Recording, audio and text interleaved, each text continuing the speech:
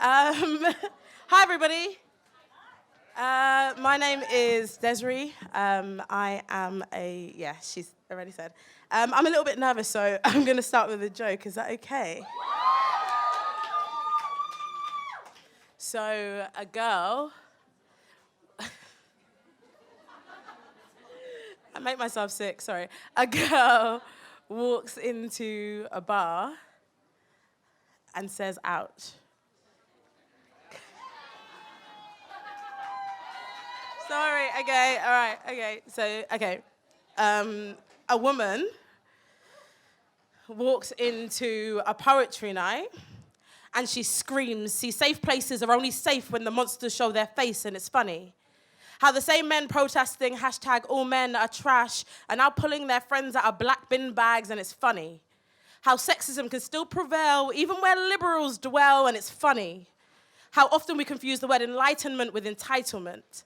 How conscience is only a result of consequence. How even in these progressive circles, a woman is still just a man's accomplishment and I am tired. I do not want to hear another I am sorry I got caught apology. If you break something, you cannot fix it with I'm sorry, so fuck your apology. And fuck your excuses. And fuck boys will be boys. And fuck not being surprised that they do this. These men make our movies. They run our poetry nights. They tell us jokes. They host children's TV. They have the nuclear code, so no. I do not want to hear another person tell me not all men. Because if every woman has at least one Me Too story, yet we outnumber them, that doesn't make sense. So instead of saying not all men, why don't you just try not to be one of them? And don't liken this to a witch hunt, because a witch hunt has no substance. We have receipts. We have tweets. We have confessions on TV. No wonder why not even the arts wanted to hear women speak. They were afraid. Because look at how resilient we are, even through all of this pain, and it happens again and again and again. And yes, I am tired. So yeah, I am talking to all men because we need all men to stand beside us because time's up. Because yes, that has happened to me too. So maybe a woman can just walk into a bar or walk home and get the respect that she ought to. Thank you.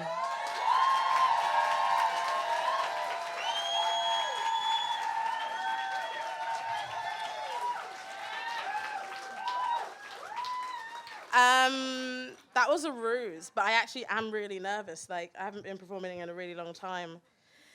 Thanks, thank you. I feel a bit like weird up here. The lights feel really bright, and usually you're like in a well-lit room and that you can see everybody, and everyone's doing other things anyway. But this next poem is called If I Ever Had a Daughter, which is in this collection of poems that I put together. Thank you. They also have little QR codes that take you to the poems being performed, which is good because when I first did this collection, nobody knew what a QR code was. And now we all know what QR codes is. Anyway, if I ever had a daughter, this is for an imaginary child that I may or may not have. First off, I want to apologize for that curse between your eyes. Because if you're anything like me, you'll be a prisoner of your mind, and I do not want you to have this burden of creativity.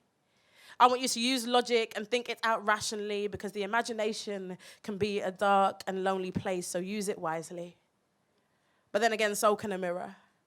But I'll remind you of how beautiful you are every single day and keep my own insecurities hidden away so you grow up with a confidence running through your bloodstream and a modesty. So when people say that you're beautiful, you're like, who?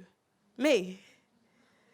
And even though some of your beauty lies on your skin, real beauty comes from within, so be a good person, okay?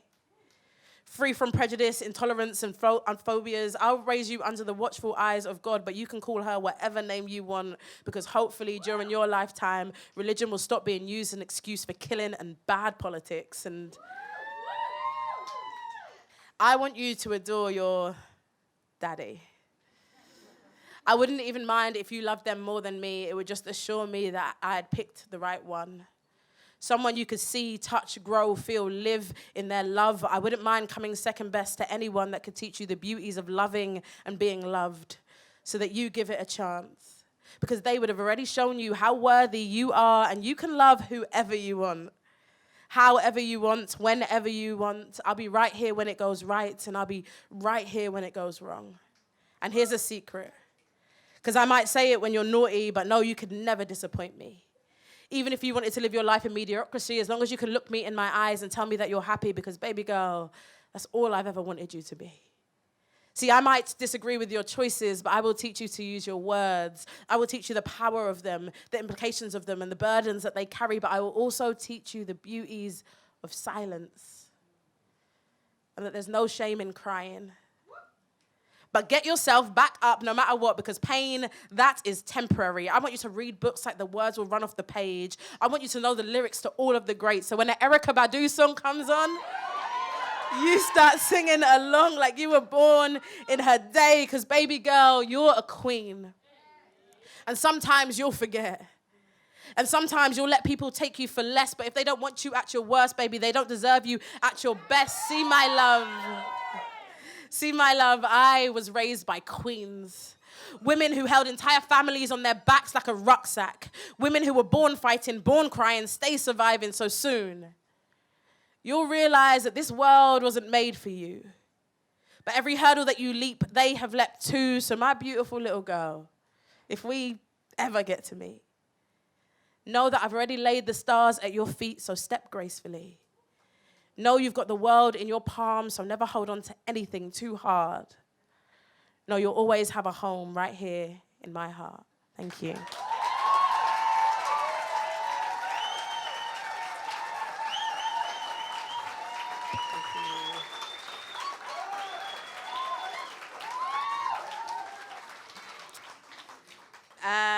This next poem, I actually haven't performed this one in ages, so let's hope it still lands. It's called To My Girls Who Like to Smash on the First Date.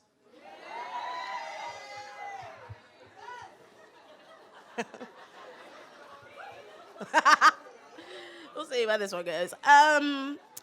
Were you not told that your body is a temple? That a key can open many locks is a master key, but a lock that can be opened by many keys, well, that's a shitty lock. That who you sleep with does not make you the owner of your self-esteem, your sexuality, your self-esteem, much like your bed cannot be defined by a notch. This is for my girls who like to smash on the first date. And know that temples are meant to be worshipped in, whose treasures lie between their eyes. So what's between their thighs sometimes needs a servicing. This is for my girls who like to smash on the first date, or the second, or the seventh. This is for the ones that do not need a date to smash, the ones looking for the perfect orgasm, not the perfect wedding. This is for my girls that get called a slut when they don't fuck, and for the ones that get called a slut when they do. When vaginas have the capacity to birth babies, why do you think your dick is gonna make it loose? So yeah. Call me a whore if you're losing an argument.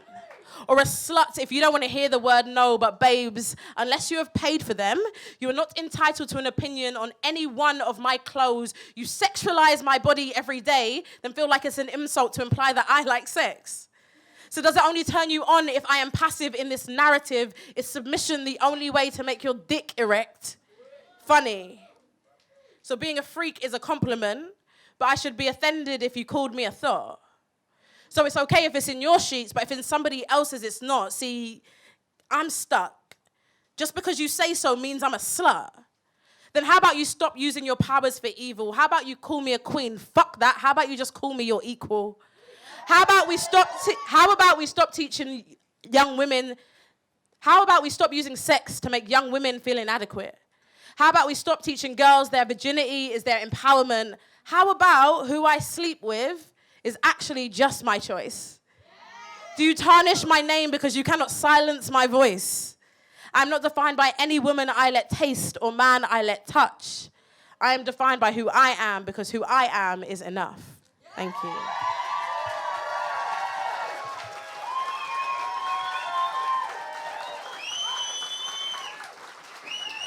I've got two more. I think so, yeah. I've got 2 more, yeah, quickly. So this one is, trigger warning, R. Kelly. Yeah. And it's called Fuck Space Jam. Not that I've seen the new one, but fuck it anyway. He told us he could fly and we believed him. Said there ain't nothing wrong with a little bump and grind, and I feel bile making its way up my throat and I choke. On every time a little black girl was told that they lied when given the choice, we chose ignition over a little black girl's innocence. It was either his voice or theirs. If only their screams could reach G5. If only their pain made us dance in the aisles, maybe then we'd defend them. If our joy were at stake, maybe then we would give them our attention. Who cares about lives when you've seen this man perform live, and how sad? This grown man continually rapes young black girls and we call it a problem. Like it's an inconvenience. Not a fucking catastrophe. They say every time a black girl is raped while R. Kelly music plays, everyone pretends not to hear a sound. What penance did we not pay, Robert? Pied Piper, why do you keep taking our black girls away and you never hid it? Told us age ain't nothing but a number and we nodded our heads to the rhythm. We were complicit. We call him a monster like we didn't know that he did this. And this isn't just about muting R. Kelly, but taking a look at ourselves. 17 years ago, there was a video of him pissing on a 14-year-old girl, yet he handed us a song, so we gave him our silence. He told us to step in the name of love, so we stepped away from the violence, and I find myself still asking, when's his time up? But we just put our headphones on and don't stop to question whose prepubescent body was calling, or whose child he's got trapped in the closet. It's funny how we talk about bringing this black man down without considering the black women he pillaged, without considering his privilege. All it takes is one gospel album and the rapist becomes the victim. We didn't just fail these women, but every single black girl is scared to come forward about their abuse. Scared that they would be called fast or loose because even with video evidence, we did not believe the truth. So next time, Sex Me comes on and you're still listening, that was written about a 12-year-old girl. Believe black women. Thank you.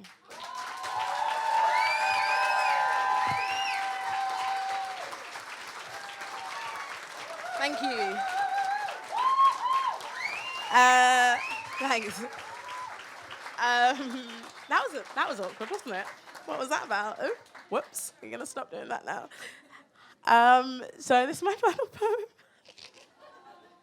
This is my final poem. That was nice. No. A little backstory about this.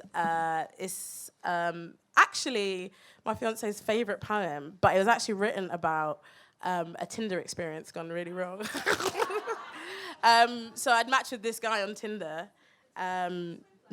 It might have been, no, it wouldn't have been.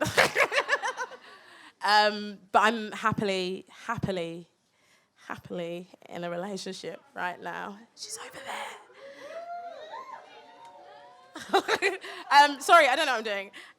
This is about, I matched with this guy on Tinder, and he said to me that he is looking for a woman that is like submissive in the house, but I can be whoever I wanted to be outside of that house. So I wrote a poem for him.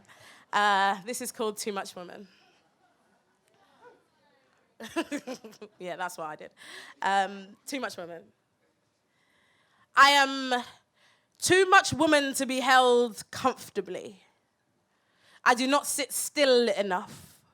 All parts spill over edges. I find comfort in chaos. Make chasms out of boys with big egos, cause earthquakes under skin.